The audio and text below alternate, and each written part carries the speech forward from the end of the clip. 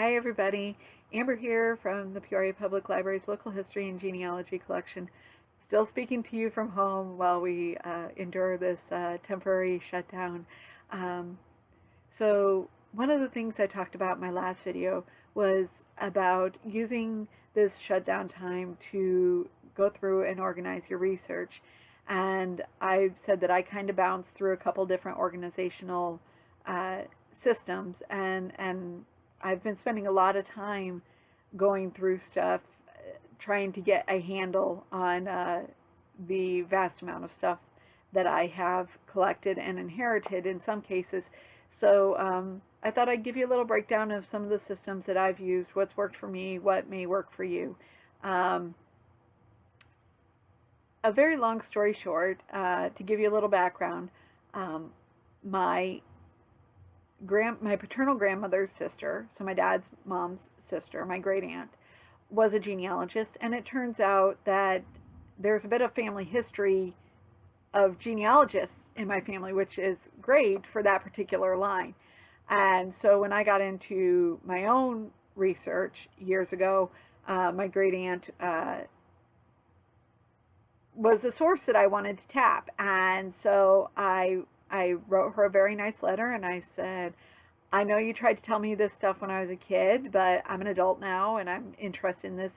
I've been doing my own research and I'd like to know that I'm on the right track, or if you could give me any assistance. And I didn't hear from her. And I was kind of disappointed, you know. I thought genealogists like to share. So I expressed my disappointment to my dad's younger sister, who I knew had some contact with this great aunt of ours. And she said, well, the next time she calls, I'll ask her about it.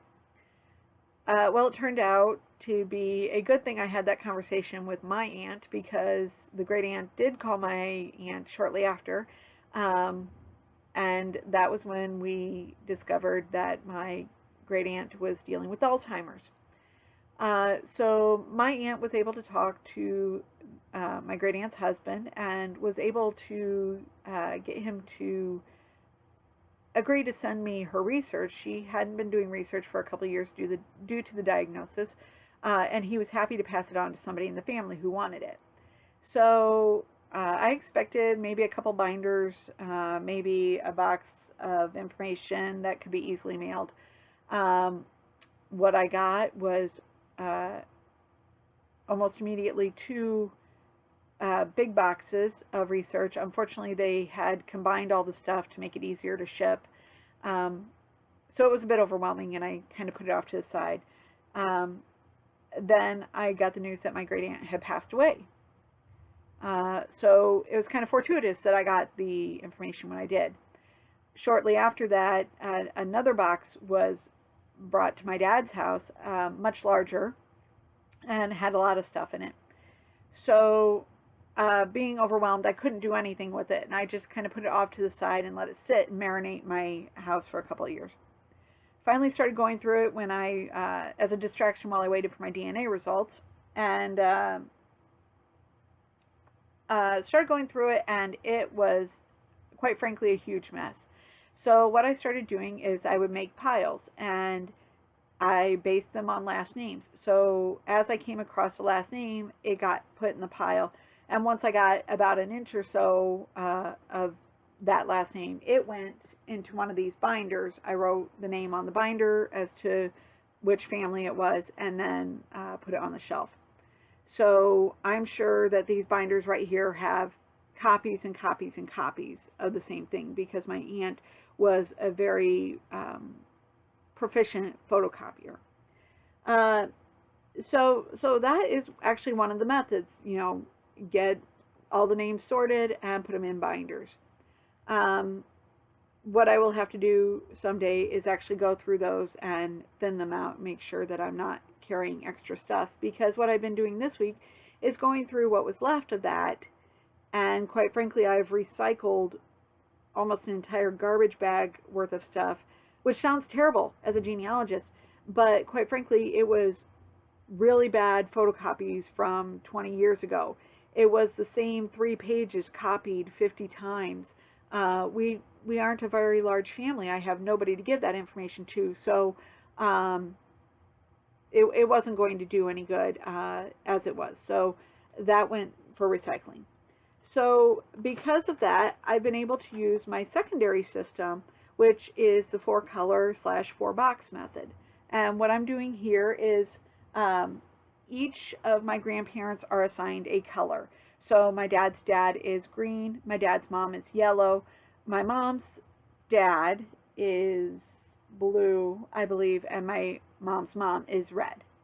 So then each of them have hanging files in this box that are that color. So this is my surname file. And within that are manila files with tabs for each individual. So my grandfather was one of 10 kids, so there's a bunch of files in here, one for each family to keep them separate.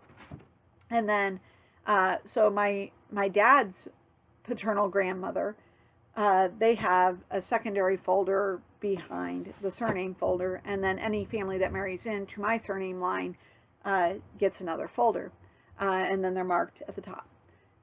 So that works. The one for my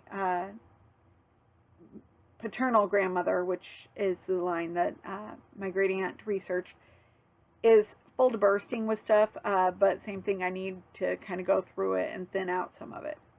The third type of organizing that you can do, and I actually do myself and did for my mom's line for the most part, is the digital method.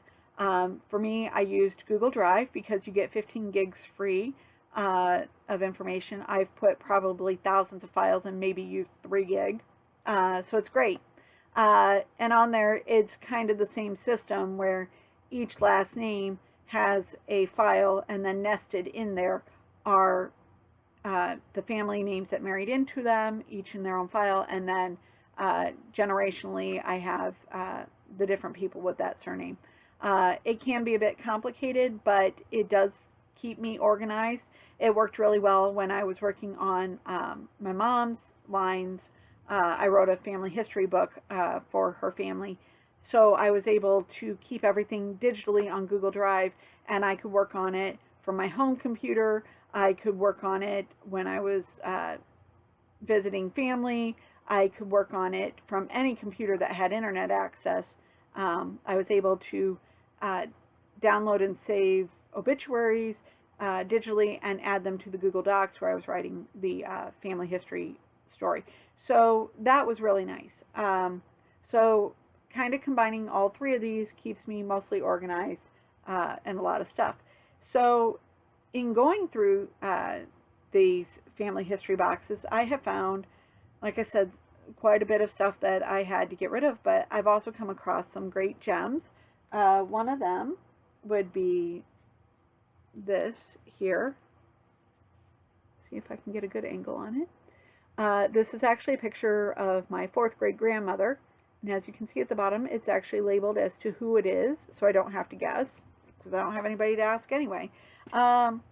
So there were things like that. There's family letters. There's tons of envelopes of family group sheets and lots of photocopies. There's research of her notes, which I need to go through and see if they're valid research or if I've already done that and I can move on from there. So with that said, I hope some of these tips are useful to you. I hope that you're able to go through this stuff and maybe make some progress and not feel so overwhelmed by the amount of genealogy stuff that you have collected. I hope you've been able to use some of my tips from my last video. If you have any questions, please feel free to comment. We can see what we can do as long as it doesn't require us to go into the building. So hopefully we will get through this fairly soon and we'll be able to research together again. Talk to you guys soon. Bye.